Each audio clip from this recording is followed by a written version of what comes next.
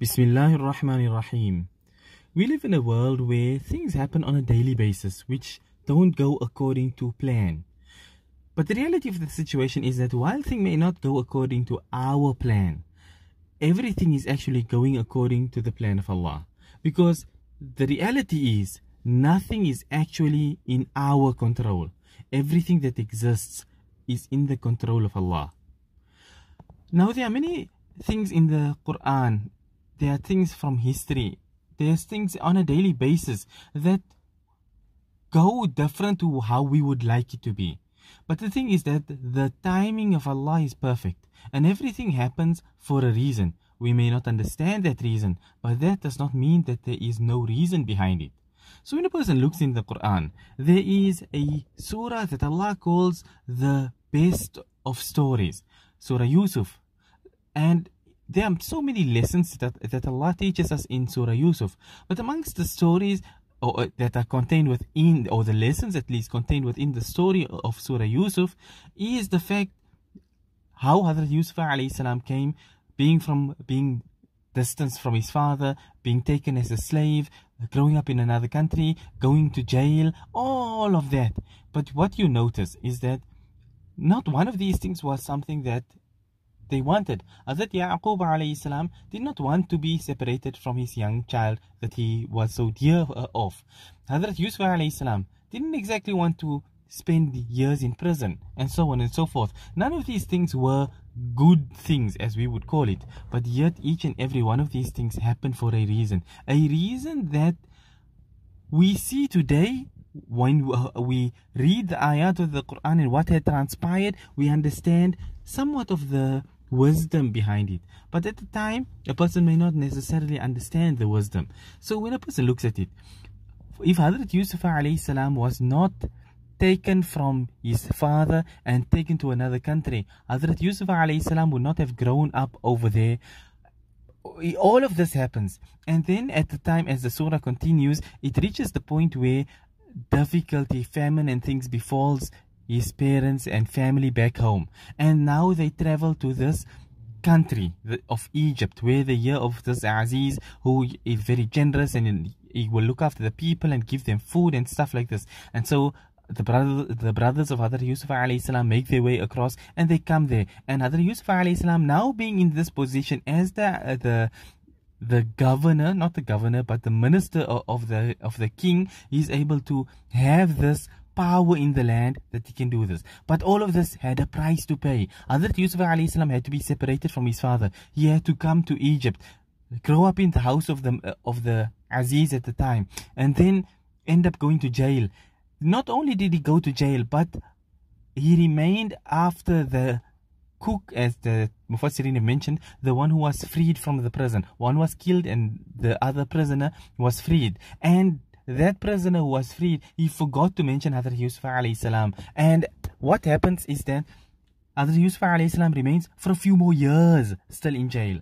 But all of this happens, and because of this, now when the king has the dream and he needs it explained, now that person remembers and he say, I know someone who can explain it. This puts Hazrat Yusuf alayhi salam in a unique position that none of the subjects of this king could give him the explanation. Hazrat Yusuf alayhi salam did it off the bat, and thus the king wanted Hazrat Yusuf alayhi salam to be one of his ministers. With immediate effect, he took to Hazrat Yusuf alayhi salam. But if Hazrat Yusuf alayhi salam had not spent those extra years in jail, he would not have been in this situation. He would have possibly gotten out, left and gone back home, and this would not have transpired. Then when the difficult times came, they would not have had somebody in Egypt who would be able to now look after them, because Egypt would have been in the same boat. It is only because of the explanation of the dream by Hazrat Yusuf alayhi salam that makes it that the Aziz now comes and they take the crops and put some away and eat sobat and things like this, which enables them to have food stored up at the time when the famine sets in. So all of this happened for a reason. We may not understand the reason, but the timing of Allah is perfect and everything has its benefit. Even if we look at the fact of Hazrat Yusuf alayhi salam going to jail for the very first time, before he remained in for a couple more years, but the minute he enters the jail, the two prisoners come to him and they say, we see you as a good person and we want you to interpret our dreams. But Hazrat Yusuf alayhi salam, because of being put in jail, he had the opportunity to give da'wah. And his first thing that he does, before he interprets the dream for the people, he first gives them da'wah and he calls them to Allah, to believe in Allah. And they end up believing in Allah. But the thing is that the da'wah of Hazrat Yusuf alayhi salam begins. And had it not been for Hazrat Yusuf alayhi salam being in jail, those people would not have had the opportunity to be able to believe in Allah. So everything has a reason and a benefit, even if we don't see it. So many a times, a person may live your life and you're like, I wanted this, I wanted that, I didn't want this to happen, you know, if only this didn't happen, if only that didn't happen. But yet it is something that it happened because Allah wanted good for a person. People sometimes have the wrong impression and they become like kuffar, where they think that, you know, Allah is depriving me, as if, وَنَعُوذُ بِاللَّهِ مِنْ ذَلِكَ, as if Allah is ill-treating people, while the reality is Allah is looking out for people every step of the way. The same happens when a person looks into Surah Kahf and a person finds the story of Hazrat Musa alayhi salam with Hazrat Khizr alayhi salam, and they're traveling on their journey. And the first thing, Hazrat Khizr alayhi salam, he damages the boat of a poor fishing man who uses that boat as his livelihood. But he makes a hole in the boat. And Hazrat Musa alayhi salam says, you know, like, are you making a hole to drown the people? Because Allah had given Hazrat Khizr alayhi salam the knowledge behind why this had to be done. It seemingly from the outset looks like something bad, but that hole being made in the boat made it a deficient boat. So the king, who was busy taking away all of the boats by force that were in a good condition, overlooked this boat because it was damaged. And as a result, the good boats were gone, but this man could still support his family because he had this damaged, deficient boat. So it's easy to fix, and he's back on the sea and he's able to function, whereas everybody else was unable to. And so with the rest of the story, the next one is he comes across a young boy and he kills the child, and it's like an innocent child being killed, and yet the wisdom comes out that Allah had this child killed because the parents were so fond of the child.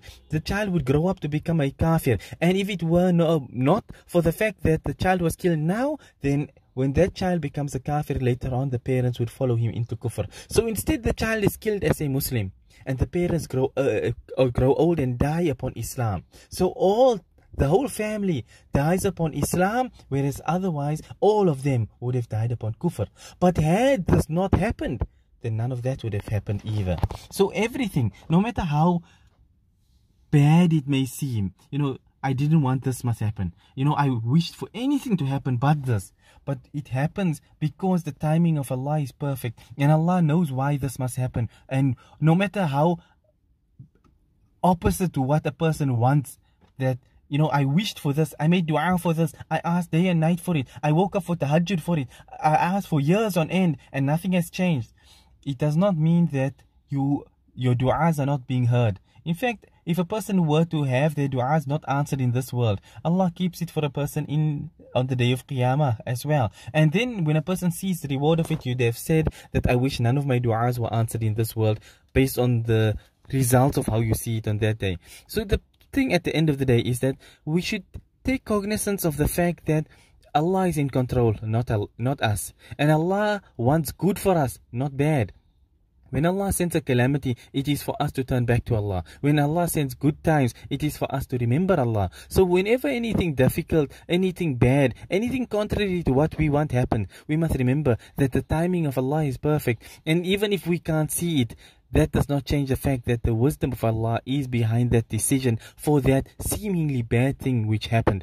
So may Allah grant us the understanding and make us people that become pleased with the decrees of Allah, who accept the decrees of Allah, whether it is good or bad. وَالْقَدْرِ خَيْرِهِ وَشَرِّهِ مِنَ اللَّهِ. That's part of our aqidah as Muslims, that everything which is in our taqdeer, in our destiny, that which Allah has decreed, whether it is good or bad, both of it comes from Allah. So if a family member or a friend or somebody dies or something gets damaged or something, all of this is from the decree of Allah, and it is our duty to submit to the decree of Allah. And may Allah grant us the ability to be pleased, not only just to accept, but to also be pleased with whatever Allah has decreed for us.